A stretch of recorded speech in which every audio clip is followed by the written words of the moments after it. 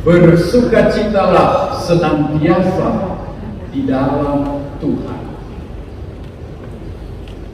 Adakah sukacita di hatimu? Di hatimu, di hatimu, adakah SUKACITA di hatimu? Di hatimu selalu. Semua pernah sukacita. Kalau ada yang tidak pernah bersukacita, merana dia dan sayang dia. Cuma semua juga tidak selalu sukacita.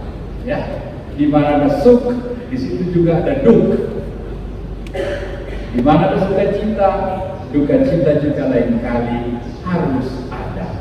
Tapi dalam segalanya dan selalu Tuhan minta bersukacita. Mengapa Bunda Gereja hari ini minta semua putra-putrinya bersukacita? Apakah karena Prancis menang, kalah Bataru atau menang Bataru? Bukan, kasihan. Hari ini adalah hari Minggu Gaudete. Hari Minggu di mana kita semua diajak bersukacita. Kenapa? Kita sudah melewati 2 pekan Advent, pekan doa, pekan pertobatan, pekan pembaharuan diri. Pasti so banyak kemajuan, pasti so banyak hal-hal baik yang kita capai. Maka pantaslah bersusukaka cicitata. Gaudete, bersukacitalah. So banyak yang kamu capai, so banyak yang kamu raih pada pekan masa Advent ini. Untuk menandai sukacita itu, gereja secara liturgis merayakannya dengan tampilan bunga yang lebih warna-warni. Lihat, Imam PPA mengenakan busana liturgi berwarna pink. Saya punya sudah bagus, tapi Pastor Yakob punya lebih glowing. Saya lihat juga banyak ibu bapak, ada juga yang sudah pakai mermut. Bagus sekali. Tapi dari mana mermut ini? Kenapa tiba-tiba ada ungu, kaget-kaget so merah muda di gereja? Apakah pastor lagi jatuh cintrong? Sapi tahu, bukan sapi tahu. Oke, mari kita cari tahu dari mana datangnya warna pink ini. Ungu adalah warna pertobatan. Ungu adalah warna dosa. Ungu adalah warna kerahiman Tuhan. Orang yang mengalami pertobatan, orang yang menyesal dari dosanya, mengalami kerahiman Tuhan, Tuhan yang kudus, Tuhan yang suci, lambang warna putih. Kalau ini bersatu padu, kalau ini berpelukan, maka hasilnya itulah pink, merah, ungu dipadukan dengan sukacita kesucian kekudusan, kita temukan warna pink.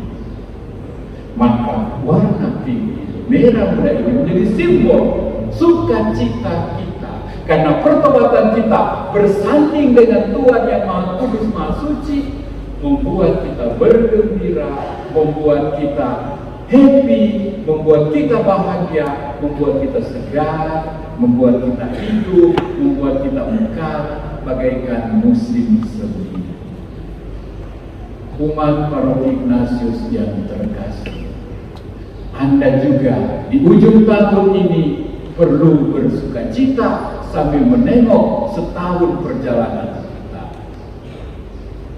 Bersukacitalah kita atas rupa-rupa hal yang boleh kita lakukan bersama-sama. Pertama, kita boleh membawa sukacita bagi umat stasi Santo Petrus Langsor yang hampir 30 tahun tidak punya gereja, tidak punya rumah ibadat, tidak punya tempat yang layak untuk hari Minggu. Sekarang dengan derma Anda, dengan donasi Anda, dengan kemurahan hati Anda, dengan pengorbanan mungkin dari uang makan dan minum Anda, kamu boleh membantu sekelompok umat memiliki gereja yang bagus, yang indah, yang pantas, yang agung, yang mulia. Bahkan begitu indah sehingga pastor paroki gereja suka jauh. Terima kasih. Di rumah ketiga setiap habis komuni yang kamu kumpul melahirkan sebuah gereja bagi saudara-saudari kita yang lain. Bukankah kita juga patut bersusu kakak, cici tata? Dari kekurangan, dari kelebihan kita bisa membantu umat memperoleh sebuah gereja rumah Allah yang bagus. Ada banyak hal-hal yang perlu disyukuri. Perampungan rumah aku, perampungan rumah kremasi, ya, penataan baru di mana-mana, rumah-rumah guru yang dibangun kembali menjadi lebih pantas dan lebih layak. Gereja kita yang apa ya istilahnya, menata diri, ya, sudah ada pusat bakimu kiri kanan, lihat lebih indah dari aslinya. Bisa kita usahakan bersama-sama, kita hasilkan bersama-sama. Ini perlu juga menjadi ungkapan sukacita kita. Secara spiritual, pastoral, tahun ini ada banyak kegiatan yang dibuat oleh umat untuk umat. Sesi liturgi sampai ada 2 kali pembinaan, latihan berkhotbah, latihan memimpin ibadat wilayah rohani. Ada rekoleksi PPA, ada rekoleksi OMK sampai 2 kali di tahun ini. Ada retret untuk pasangan suami istri. Semua diperhatikan, semua diberi kesempatan untuk mengalami sukacita lewat semua tindakan, usaha-usaha dan kegiatan ini. Bersyukur juga minggu lalu ada sekelompok anggota PSE yang peduli akan hal-hal bersangkutan dengan sosial ekonomi di paroki, mengumpulkan uang, membentuk sebuah kantong kecil yang tiba-tiba dengan kebijaksanaan pastor dan lain-lain bisa disumbangkan bagi umat saudara-saudari yang tiba-tiba mengalami kesulitan dalam pengobatan karena sakit atau karena penyakit yang di luar dugaan dan sangkaan. Ada semacam dompet kecil untuk bisa segera menolong dan membantu, paling kurang meringankan. Bukankah ini semua adalah hal-hal positif yang membuat kita ber-SUKA CITA? Selain itu, kita juga mau bersukacita, terutama karena minggu lalu semua wilayah rohani paroki kita mengalami, merayakan sakramen pengampunan, rekonsiliasi, berdamai kembali dengan Tuhan. Sakramen tobat adalah bertobat. Sakramen tobat adalah membuang hidup lama. Sakramen tobat adalah berdamai dengan Tuhan dan sesama. Ini yang Yesaya tadi bilang, padang gurun yang kering melahirkan air yang memberi hidup.